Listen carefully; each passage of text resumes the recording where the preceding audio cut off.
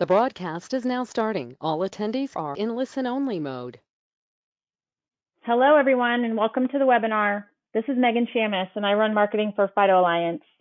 We're really looking forward to today's presentation, which looks at the fit for FIDO authentication for eIDAS services. We recently published 2 white papers on this topic, which we'll link to later in the webinar, and also when we send out the slides later, we'll be sure to link to those white papers. I'd urge everybody to take a look at those papers. Before we get started, let me just go through the standard housekeeping items. So you'll notice you're all in listen-only mode, but you can ask a question at any time using the GoToWebinar client. Later on, we'll go through the questions and answer as many as we can. The webinar is being recorded, and we will be sending out the recording and the slides a few days after the webinar. And lastly, please stay on the line at the conclusion of the webinar and take the survey. Those answers are really valuable to us and really help us to inform our webinar and other content that we do. So let me introduce today's speakers. We're lucky to have Sebastian Elfers, who is a senior solution architect for Yubico. Sebastian was the main contributor to the white papers that I just mentioned. He's an expert on eIDAS and the FIDO fit. We also have FIDO Alliance Executive Director and CMO Andrew Shikiar to provide background and answer any questions relating to FIDO. So let me quickly go through the agenda. So first, Andrew will be providing a brief overview of FIDO for context and level setting, and then we'll hand it over to Sebastian, who will cover eIDAS and then give an overview of how FIDO can be used in eIDAS schemes and services to fit eIDAS requirements. So with that, let me hand it over to Andrew to start with the FIDO intro. Thanks, Megan. It's really nice to be here, and it's great to see this turnout. This is actually, I'm pretty sure that the most people we've ever had registered for a FIDO seminar or FIDO webinar. So it's obviously a lot of enthusiasm around this topic, and since there's many of you who may be new to FIDO, we want to give you the latest and greatest background on the Alliance, where things stand, and also just to give some context that will set the foundation for Sebastian's presentations on FIDO's fit for eIDAS later on.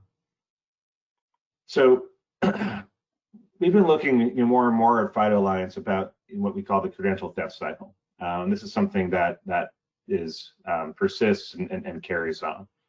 At the core of this cycle is a dependence on server-side authentication credentials, right? And anything on a server, it can and will be stolen, which leads to data breaches. And we see the data breach statistics here. They continue to grow year over year. This was FIDO's reason for being founded, is to stop data breaches. But coming back to this cycle, as records are exposed, they are released on the dark web where they can be stolen and reused. Credential loss continues to grow. Criminals can purchase a good set of credentials on the web, say something with a tough password and maybe some added personal information for anywhere from pennies to a couple of dollars. I could then, a criminal could then use some off-the-shelf software and use botnets to prep and deliver attacks. And these happen at great scale. Up to 90% of attempted logins on e-commerce sites are spoofs. That's a staggering number in my view, right? And think about the costs that e-commerce companies have in just trying to protect themselves against this, right? So there's the hardware infrastructure, the manpower, the liability associated with that, and even worse, up to 2% of these are successful, right? So this adds up to costs just for U.S. businesses of $5 billion a year, obviously much higher at the global scale. So this is a cycle, and this is what we need to stop. Which brings us back to FIDO's founding and the landscape that we stepped into in 2012 and 2013. FIDO's imperative at that point was simpler and stronger authentication. So there's a couple basic ways of doing authentication. These do map to the eIDAS assurance levels. But at the bottom here, you see passwords, right? So passwords have, very weak security, as you all know, and as we just explained. Also very poor usability, right? Or if you're using easy passwords, they're even less secure but easier to use, but there's still poor usability if you think about having to remember them or enter them into small screens or enter them into smart TVs or emerging devices. Passwords simply are not fit for purpose for today's networked economy. The other symbol you see there is, represents traditional multi-factor authentication, right? Often delivered as an OTP. Right? So for an SMS OTP, has its own challenges. But first, let me note that any second factor is better than a password alone, right? So even SMS OTP will address, over 90% of scalable attacks. However, there's still usability challenges there, right? So trying to, in the case of SMS OTP, oftentimes you need to juggle between devices. There's delivery issues, or if you're doing it on the same device, you have to switch screens. It's not a super usable format. But more important is security is still weak as well, right? An OTP is still a server-side credential. It might be on the server for a shorter period, but it still can be stolen. It still can be replayed and lead to account takeovers. So really, it's not a suitable answer for better user authentication either. And that's where FIDO fits in. We're trying to find that sweet spot between simpler, stronger authentication, and that's what we're doing. We're creating open standards for simpler, stronger authentication that are based on asymmetric public key cryptography. So we're fundamentally trying to shift the way that people authenticate themselves from a model whereby we're utterly dependent on server-side shared secrets, which can and will be stolen, to one where users authenticate locally to devices that they use every day, and all that sits on the server are public keys, which have no material value for reuse or for hackers or for any third parties. So that's how FIDO very dramatically breaks the credential theft cycle and prevents account takeovers, right? So we think this eliminates dependence on server-side credentials. There's nothing of value for hackers to steal. Stuffed credentials, if purchased on the dark web, simply won't work. And this stops supply and demand for hackers. And this is where we need to get to, and this is what FIDO is focused on through our set of specifications. In case you're not aware, this is who FIDO Alliance is. So this is part of who we are. This is our leadership. FIDO is steered by a board of directors of these 40 companies. It's a lot of logos to take in. The way I like looking at this list is grouping us into three categories. First, we have the platform and device providers who create the platforms and devices you use every day. So Microsoft, Samsung, Google, the underlying chipsets from Infineon, who co-authored this paper, ARM, Intel, and so on. Secondly, we have specialists in security, like Ubica.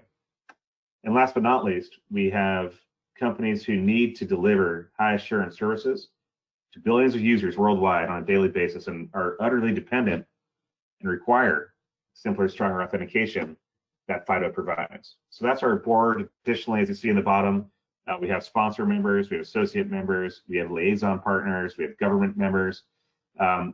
This is who we work with to shape our specifications, but also to shape our outputs on things like the content today. All right, so how does FIDO address eIDAS? How does FIDO address different regulatory challenges, different technical challenges, vertical challenges? This is what FIDO is focused on doing, and this is who leads it. So last year was a very important year for us through the release and broad commercialization of FIDO 2. FIDO itself has been around since our first set of specifications came out in 2014. FIDO 2 represents the platformization of FIDO Alliance and FIDO authentication. A couple of big steps here. First of all, Android became FIDO certified, meaning that any Android 7 or later handset can function as a FIDO authenticator. All right, so you could use a native biometric. Likewise, Windows 10, Windows 11 became FIDO certified as an authenticator, meaning that any Windows 10 PC, you can leverage Hello, which has local FIDO authentication capabilities built in instead of being dependent on a password. And all of this is underpinned through web authentication protocol, which is part of the FIDO 2 specification. WebAuthn came out in May of 2018 with support out of the box from Edge, Chrome, Firefox, and we've seen Apple, aggressively support WebAuthn as well in Safari and more in their platforms and devices. So this allows service providers to have a very large addressable market that they can now target through their FIDO implementations. You're talking about over 2 billion devices now support FIDO. As a result, we're seeing more and more companies start to deploy FIDO authentication, which brings us to kind of the next wave of FIDO's existence, which is helping people be successful with their implementations. This here kind of shows that the addressable device landscape in a little bit more detail. This is a chart that we maintain as a resource. It's on our website. We'll pop a link in the chat box for you so you know where to find this. It's green, yellow, red to show the status of how the individual specs and transport protocols are supported in different browser and operating system scenarios. And ideally this would be a build slide because this used to be a much smaller set and mainly red.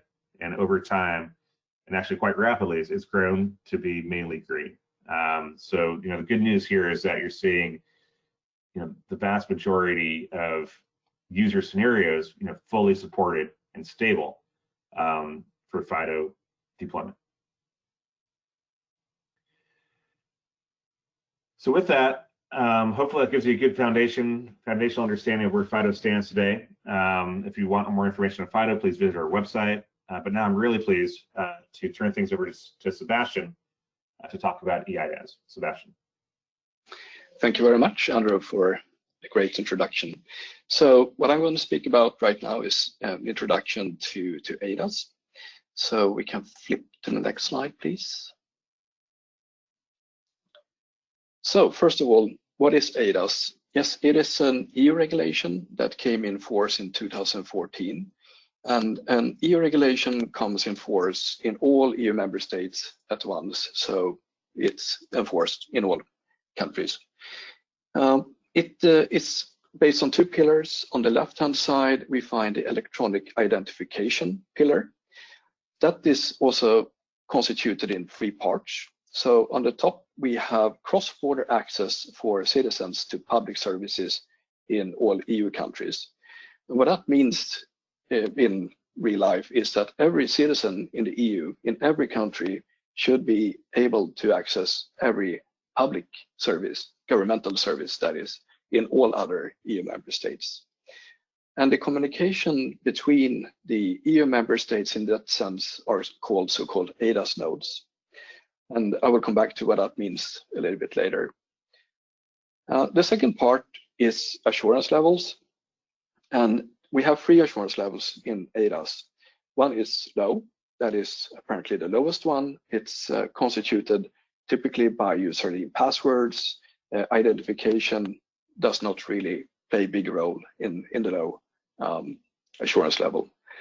The substantial level is slightly higher. There you require dynamic protocols. The implementation can still be in software. Identification is slightly more advanced, but still you don't have to be physically present. Good examples of substantial authentication schemes are one-time passwords over, for example, SMS, or there could be apps on Android or Apple or Windows. The high assurance level is the highest apparently, and it requires tamper-proof devices, which are typically hardware tokens such as smart cards or FIDO authenticators. It also requires cryptographic dynamic schemes, and a good example of that is, for example, TLS or the previous version SSL, and WebAuthn FIDO can be used here as well. When it comes to identification on the high assurance level, it could either be physical presence or, in some cases, video sessions or equivalent. The third part of electronic identification is the notification of national eID schemes. And every nation in the EU has its own eID scheme, or even more eID schemes, and they are approved by the digitalization agency in each and every country. When an a nation, typically the department, submits this to the EU Commission. It's being peer reviewed by security experts in the EU Commission. And when it's approved, it becomes notified. And notify means essentially that it's accepted and approved to be used for cross-border access for the citizens. On the right-hand side, we have qualified trust service providers, so-called QTSPs. The one that matters the most for FIDO is QTSPs that do signature and seal creation. And primarily, we're focusing on QTSPs that do remote signing on behalf of individuals. The other 6 QTSP services, the different CA types, signature, seal validation, timestamping, register, delivery, and preservation, they are slightly out of scope for the FIDO implementation as of now. You can take the next slide, please. So the rollout of eID schemes in the EU looks like this. So in 2018, the German eID got notified. So that was the first implementation of an eID scheme, a national eID scheme that got approved and notified by the EU Commission. In 2019, a large number of other countries followed and got their eID schemes notified. There we find, for example, Belgium, Czech Republic, Croatia, and so forth. In addition to that, there were a couple of pre-notified eID schemes that got submitted by Denmark, Latvia, Lithuania, and Slovakia. So they entered the so-called pre-notified and peer review process. In 2020-21, all other additional EU countries will get notified. So this is an ongoing process, and at the end of 2021, beginning of 2022, all EU/EEA citizens in the EU should be able to use self-services all across EU.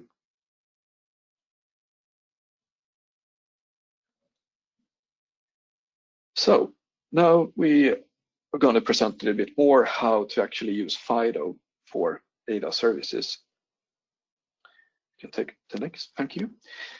So first of all, it's important to notice that an eID scheme is constituted by different parts.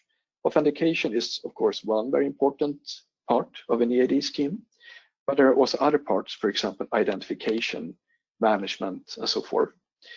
So where FIDO can play a role is in the authentication part of an eID scheme. And by using FIDO, you can reach substantial or high assurance levels in selected countries. In order to complete the eID scheme, we need to also add processes for identification, management, and so on, since those are not specified explicitly in the FIDO standard. On top of that, you can of course add identity and access management procedures. That goes beyond the scope of eID schemes as well, but nevertheless, it's possible to deploy OpenID Connect or SAML version 2 or other web single sign-on protocols that can be used for that purpose. So here is an example how to use FIDO2 in a cross-border environment. And now we're coming back to how to actually EU citizens in different member states can get access to governmental services in other EU member states. So in EU member state A, let's assume that this is Sweden, where I'm located. There's a service provider called A. We can assume that this is the Swedish Tax Authority, which is a real-life example because the Swedish Tax Authority, they do accept eID schemes from various countries, for example, Estonia, Germany, Spain, Italy, and so forth. On the right-hand side, we have EU member state B. We can assume that this is Estonia for this example. And this person now wants to get access to the Swedish Tax Authority. What happens is that these Estonian citizens select to use the Estonian eID, or a FIDO token in this case. The Swedish Tax Authority redirects this request to the eIDAS node in Sweden. It's operated by the Swedish Digitalization Agency. The eIDAS node here in Sweden then sends an eIDAS node request to eIDAS node B in Estonia, which in turn sends the request up to the identity provider in Estonia. The user can now use FIDO in order to authenticate himself or herself to this identity provider. When the authentication procedure has succeeded, there it invokes eIDAS node B, which in turn calls back to eIDAS node A.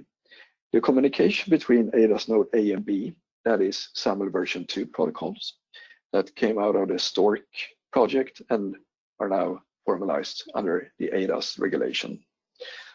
eIDAS node A finally communicates back with a successful authentication to service provider A, the Swedish tax authority, and the Estonian citizen can now access the Swedish tax authority to do the taxation matters.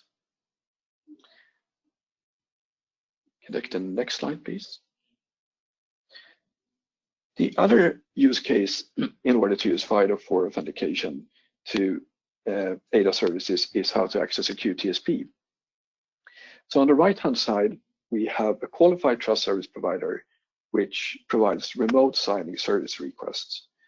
And what that means is essentially that this individual has a qualified certificate in a qualified signature creation device, a QSCD. On the right-hand side, the QSCD holds the qualified certificate and the private key of the user, typically in an HSM, which means that the user does not have access to the certificate in person in this model.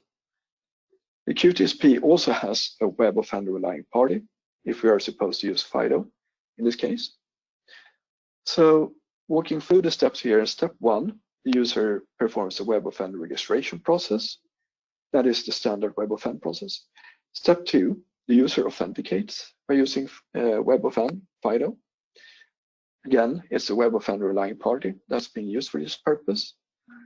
In step number 3, the user uploads a document to be signed.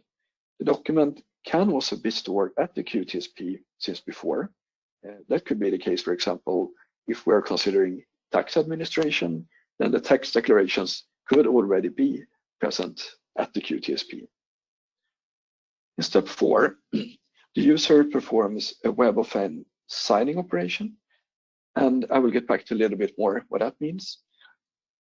That essentially unlocks the QSCD certificate here, which signs the document, and in step 5, the signed document is returned back to the user.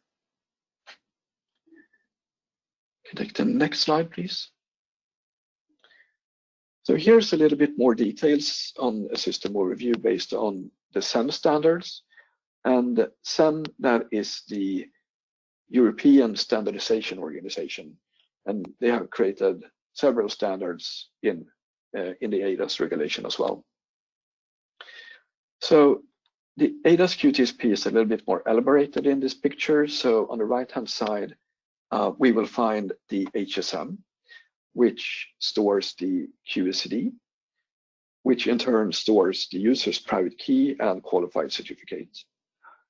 In this model, the SAN, they have also specified a SAM module, but that stands for Signature Activation Module. And the purpose of that is to, when the user has been authenticated, the private key and the certificate are unlocked in the QSCD for signing the document. The SAN SSA, that stands for Signing Server Application. And that's the application that creates all the logic in order to create the electronic signature remotely. Beneath that, we find the eIDAS CA-RA. That is the traditional registration authority who identifies the user, and the certification authority that issues the certificate. In front of that, we find the FIDO2 web offender relying party. This is apparently the part that identifies the user over the FIDO protocol. Then we find the FIDO2 client. That is typically a laptop, or it could be a device, a smartphone or a tablet. And finally, we have the FIDO2 authenticator that communicates with CTAP2 between the authenticator itself and the client. And we have the user who has a document that needs to be signed. You can take the next slide.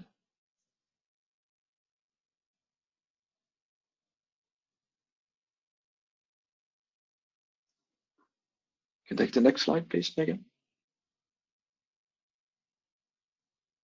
Thank you. So the registration and the issuance process goes like this.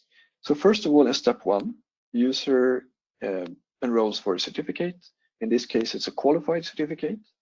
So the user enters the RA either physically, showing the passport and so on, or in some countries, it's also possible to do this as a video registration. The certificate and the private key are stored in the QSD here in the HSM. And the user gets back a notification that the certificate has been issued. But it's important to know here that the certificate is stored centrally at the HSM. The user itself does not have the certificate on hand. In step 2, the user takes the FIDO Authenticator, use that for registration as well. This registration can take place either at the same time as the user does the certificate enrollment, or can take place later on based on additional identification schemes that meets the high eID assurance level. In step 3, the FIDO relying party user account and the CA are connected in step 3, which means that there is a logical binding here between the authentication for FIDO and for the CA. Take the next slide. And last but not least, we have the authentication and the signing process. So now the user comes back. The user wants to sign a document. Could be a tax declaration, for example. So in step 1, the user identifies to the web offender relying party by using FIDO. CTAP2 is used between the client and the authenticator, and WebAuthn is used between the FIDO2 client and the relying party. So now the user is authenticated, has access to the account. In step number 2, the user now uploads the document or selects a document that is already stored at the QTSP. In step 3, the remote signature activation process kicks in, which means that the WebAuthn authentication mechanism is used once more. In this case, the hash of the document is sent out to the FIDO authenticator of a WebAuthn, where it's signed, returned back to the signing server application, and verified according to the standard WebAuthn protocol, and the document has been verified that way. Based upon this successful WebAuthn authentication / signing operation, the signature activation module is activated, which in turn unlocks the private key and the certificate for signing the document. So now the document is signed with a qualified electronic signature. And it's important also here to notice that FIDO2 in this model is used in order to create sole control, which means that the user, by using these cryptographic schemes and a proper implemented SAM module, will get sole control over the remote signing process.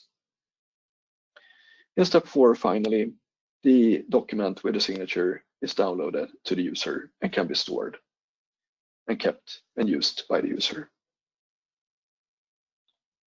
Can take the next slide, please.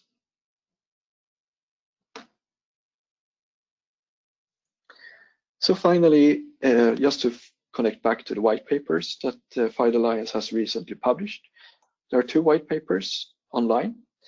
First of all, we have Introduction of FIDO and eIDAS services that can be downloaded from the link to the right. This is an introduction. It's just to give an overview of how FIDO and eIDAS can be deployed together. Then the second white paper, Using FIDO with eIDAS services, that is the full edition.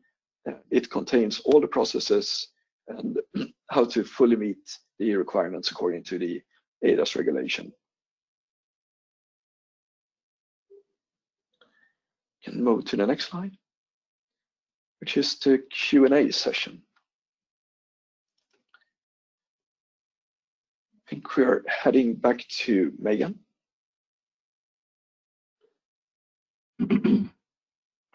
Thank you, Sebastian. Andrew, do you want to take over for Q&A? Yeah, certainly. So thanks, Sebastian. Now's the time where we open to Q&A. There's over 300 of you on this webinar. So if we don't get to all of your questions, we'll do our best to answer them via email. The way you ask questions is to use the question dialog on your GoToWebinar client, ask a question there, and we'll answer them as best possible. You can also always contact us at info@fidoalliance.org. If it's a question for Sebastian, we'll forward it on to him. If it's a question about FIDO, we'll answer it there. So let me start with some questions. Sebastian, you should be able to see these as well. So here's one, seeking clarification. Sebastian, can you repeat what happens with the hash of the signed document? Yes, so when the WebAuthn protocol is used in order to guarantee the sole control over a document, say that is PDF. The PDF is then hashed. The hash value is put as the challenge into the WebAuthn challenge. The WebAuthn challenge is sent to the client, where it's channeled over CTAP2 to the authenticator. The authenticator signs the challenge, sends it back to the WebAuthn relying party, where it's validated according to the standard WebAuthn procedures. And when that has been done, then you know that the user has possession to the FIDO authenticator, and the document hash remains the same as the one that was sent out. Okay. Seeking clarification, do you know the status of Slovakia? Is Slovakia's EID notified, or is it pre-notified? Last time I checked, it was pre-notified, but I have to get back to that, see if they have moved further in the process. Is there an authoritative listing that we could point people to? Yes, for sure. So the EU has published a list of all EID schemes, the ones that are notified, the ones that are pre-notified, and the ones that are on peer review. We can actually share that link after the webinar as well. Okay. All right, so FIDO, it's a generic FIDO question. What is FIDO's stance on open source project? Wasn't able to find a certain authenticator in the FIDO MDS. So FIDO supports open source projects, and we have several open source projects such as Solo Keys that are FIDO certified. Membership's not required to take part in MDS, metadata service. So just want to clarify that question. Another question I'll answer from the same asker, does FIDO 2 certification include code review and security audits? Yes, it does. We have a program for any FIDO authenticator now needs to go through security level certification. At a minimum, L1 requires security audits and vendor questionnaires. We also have multiple levels of certified authenticators, which protect the private key against malware attacks or brute force attacks, depending on the level as certified.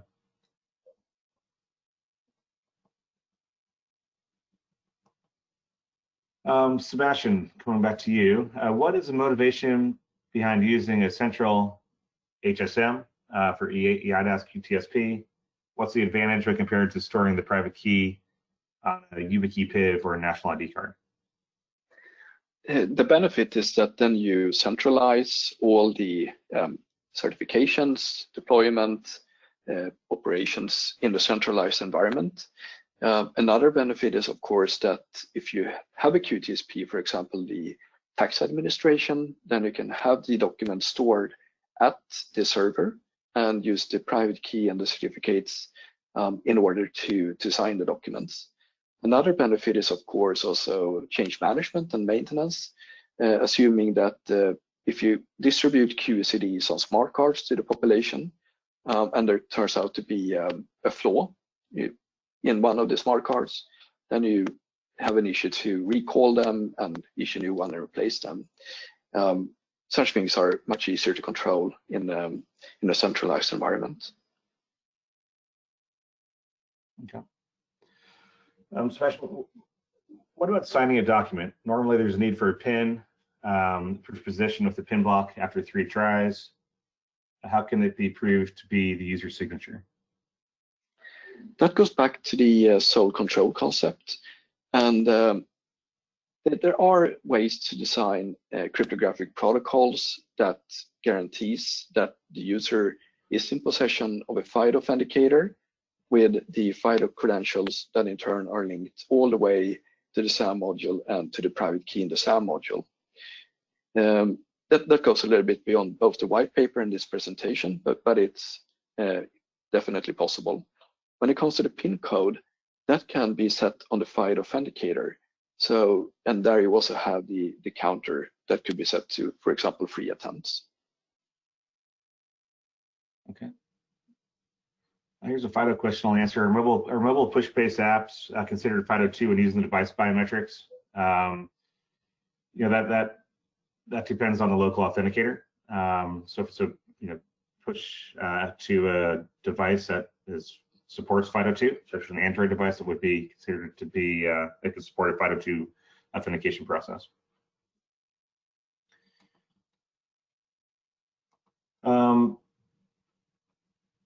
Let's go back to, here's one with the UK, Sebastian, with the UK leaving the EU, will they still follow eIDAS or set up their own scheme? Do you have any insights into that? Yes, I actually discussed that with a member of the UK cabinet. And UK, they are already approved with an eID scheme. So they are in the eIDAS regulation. And the intent is to remain under the eIDAS regulation. So that was actually the reason why they wanted to have the eID scheme approved in 2019 before Brexit.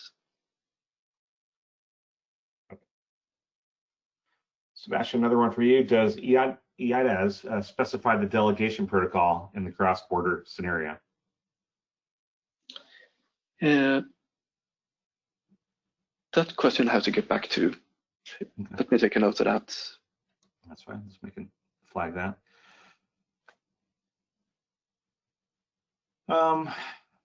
What is required for FIDO authenticators to be used at substantial and high levels? Is there a standard or certification needed? So presumably this is in the eIDAS context. Right. So first of all, it's important to notice that it's up to each and every EU member state to define what is assurance level high versus substantial versus low. There are different requirements in different countries. Germany, for example, they have selected the highest possible level. So there is even a common criteria profile for FIDO UAF that has been specified by BSI, Bundesamt für Sicherheit und Informatik in Germany.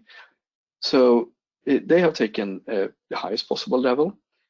Other countries, for example, Sweden, has a little bit more relaxed attitude, and so it's definitely possible to take a FIDO authenticator without the common criteria profile and get that approved as eID scheme high. Okay.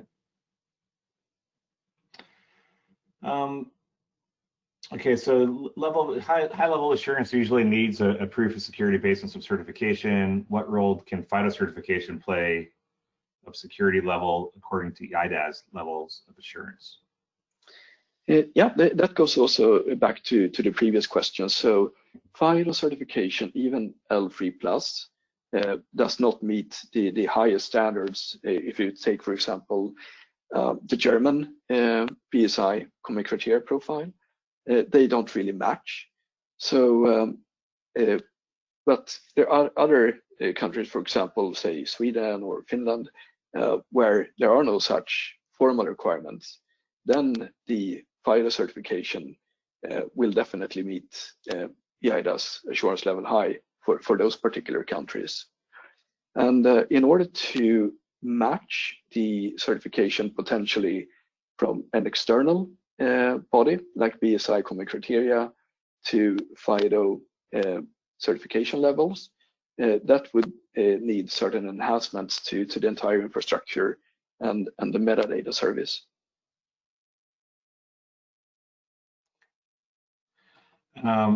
We have a couple of questions on Apple, Apple support for FIDO.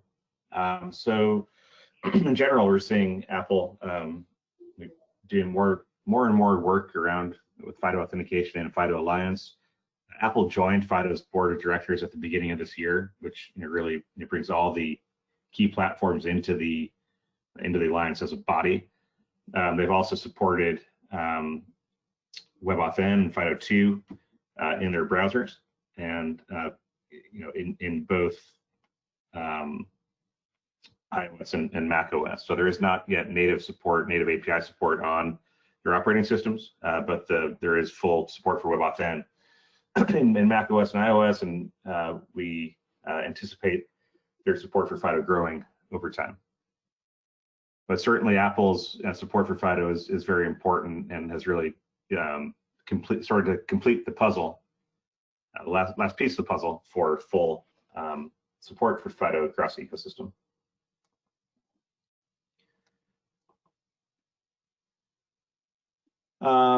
Related question, kind of, in FIDO 2 implementations, is a physical USB key used in all cases? No. You can use, so there's certified platforms, as I mentioned earlier, so both Android and Windows Hello are FIDO certified authenticators, meaning you can use what we call a platform authenticator or platform biometric in lieu of a password. So you do not always need a USB key.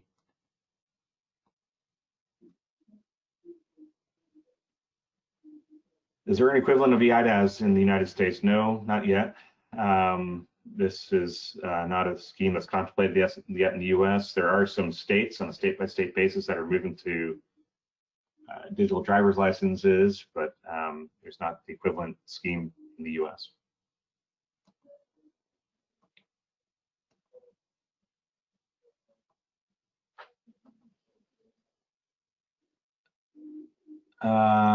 Okay, Sebastian, here's one. You're right, FIDO authenticators are great opportunities for eIDAS Part 2 for qualified trust services.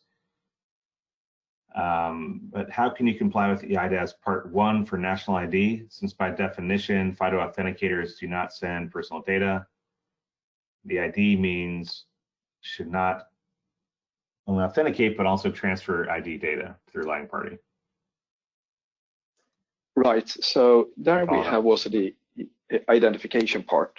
So in one way or the other, the FIDO authentication in the relying party needs to be matched to the user identity in that sense. So FIDO takes care of the identification, the authentication, while the identification needs to be taken care of by the rest of the eID scheme processes. Okay.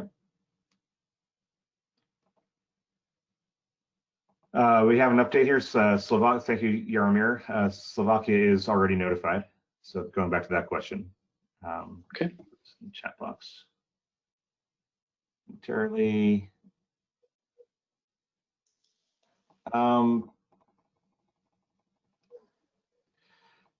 So Sebastian, maybe just putting from a Yubico perspective, a question, follow up on physical USB keys. What do users do with USB when a smartphone is being used?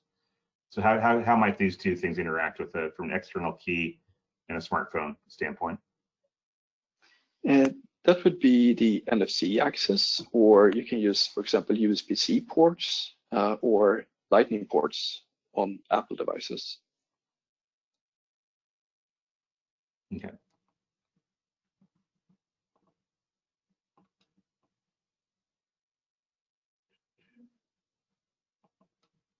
Are there any implementations via which I can use FIDO for signing today? Yes, we are aware of one real-life implementation, and that is in Czech Republic. So that has been deployed quite recently, but nevertheless, it's in production.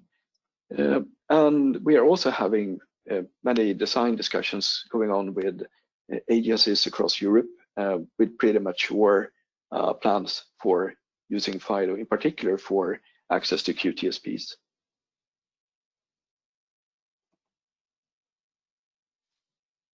Okay. From FIDO perspective, what is the extra step required to go from substantial to high trust level for eIDAS? That goes back to the authenticator, I would say. So if you're using, for example, a smartphone with an app, that would not immediately work for high. That would rather be a substantial implementation.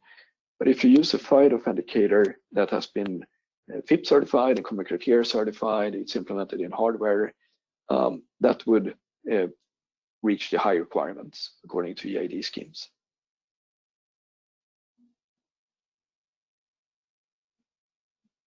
Okay. This one. What is, I don't understand, here's a question. I don't understand how WebAuthn ensures sole control of the user over private key. Is there a specific implementation in the HSM that communicates through FIDO2 and ensures the fact that access to private key is only controlled by the user and not for, by example, a system administrator? Correct. So this goes back to the cryptographic protocol design. The way it works is essentially that you take the private key of the qualified certificate in the QSID, you take that in order to sign the FIDO credential, and you put that as a signed object in the SAM module. So in order to unlock that, you need to do a proper WebAuthn authentication. The document to be signed is hashed, put into the challenge, sent out to the FIDO2 authenticator, were signed by the user by entering a PIN code. The WebAuthn response goes back, is validated by the WebAuthn relying party, and that one in turn can be used in order to validate the signature also of the signed object that is stored in the SAM module. This goes a little bit beyond the scope of the white paper and the presentation, but it's definitely possible. Here's kind of a general question about where FIDO stores biometrics. So just to clarify, FIDO treats, it leaves all authentication credentials local on that device, so there's no storage of the private key or the biometric on a server. All that sits on the server is public key. So I just want to clarify that for the person who asked the question, which helps. That's what prevents account takeovers and prevents the credential spilling that we talked about at the outset of the conversation.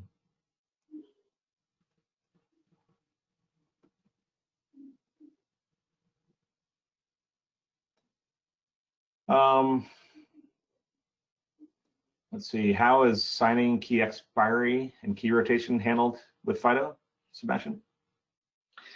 That goes back to the eID scheme processes. So it's not specified according to the FIDO standard itself. So you need to have that kind of procedure in the eID scheme in the change management processes. So when a credential has expired or is revoked by the user, it has to be revoked according to the FIDO processes, which is, for example, to simply delete the credentials in the WebAuthn relying party. Okay. Requests. Can you repeat the explanation about the relying party responsibilities? The relying party responsibility is to, first of all, authenticate the user with a FIDO2 protocol. It's also used for registering the user according to the FIDO2 registration process. And thirdly, to use the FIDO protocol in order to send the signed document as a hash value all the way out to the user, to the FIDO authenticator, where it gets signed and returned back for validation. Okay.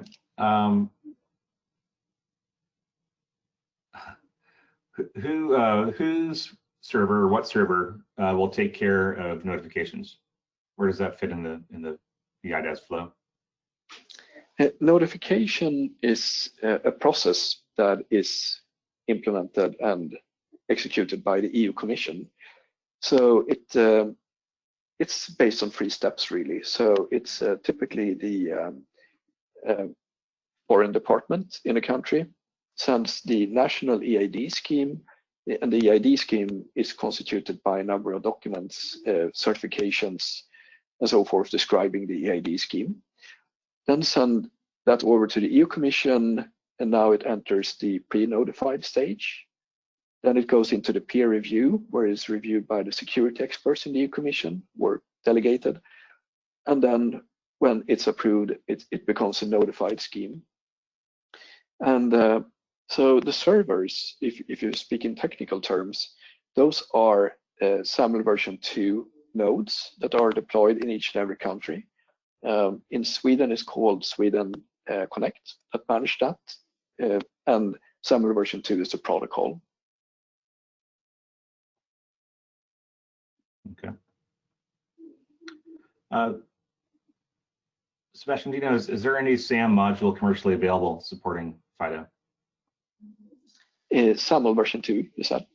SAM module. Oh, so not yet.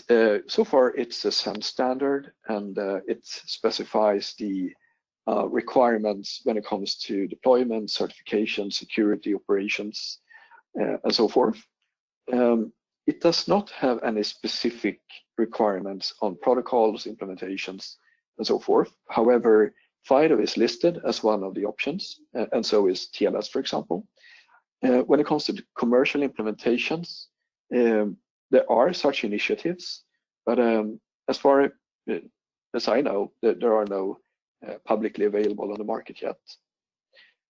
One thing that's important to know here is also that the EU will update eIDAS regulation in July this year, and there could be changes so that some modules will be required by law, and that could, of course, create a push for this market. Okay.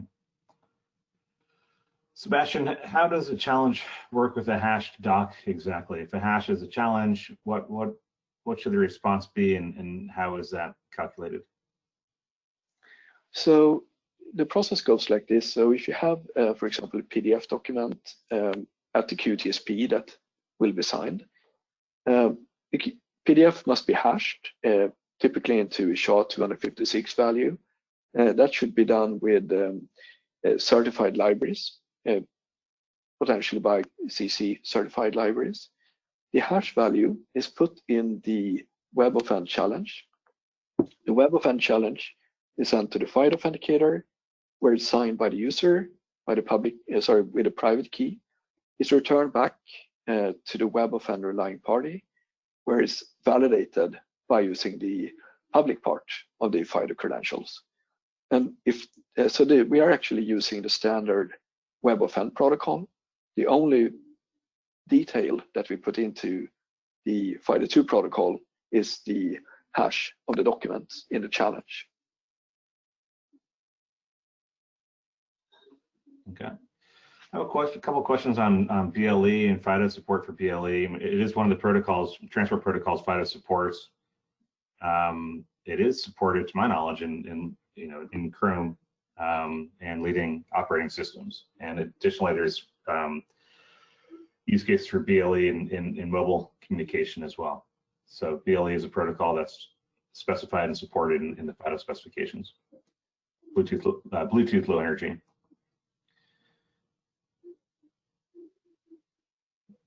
Sebastian, a Yubico question for you. Are there plans to certify Yubico tokens for higher than L1? For example, FIPS tokens could be L2 or higher. Do you dare comment on the Yubico product roadmap? That is a question for the product management. I can take a note of it and get back offline on that. Okay. We're nearing the end. Here's an interesting kind of forward-looking futures question. I'd be curious to get your thoughts on this. Sebastian, considering the success of some solutions associated with decentralized identity paradigms, such as sovereign, will there be a future possibility of being able to register verifiable credentials using a protocol certified by FIDO? I think that's yeah. I think that's a question for the FIDO Alliance working groups working with these kind of standardization enhancements. Do you have any insights, Andrew? No, I was curious to get your thoughts on them. I think the whole, FIDO, look closely at different initiatives in the marketplace. We liaise with different groups. There's a lot of, there's a decentralized identity foundation, and different groups such as Sovereign working on this, and we kind of keep tabs on it. I think right now it's not on the roadmap for explicit integration, but it's certainly something that we'll keep tabs on.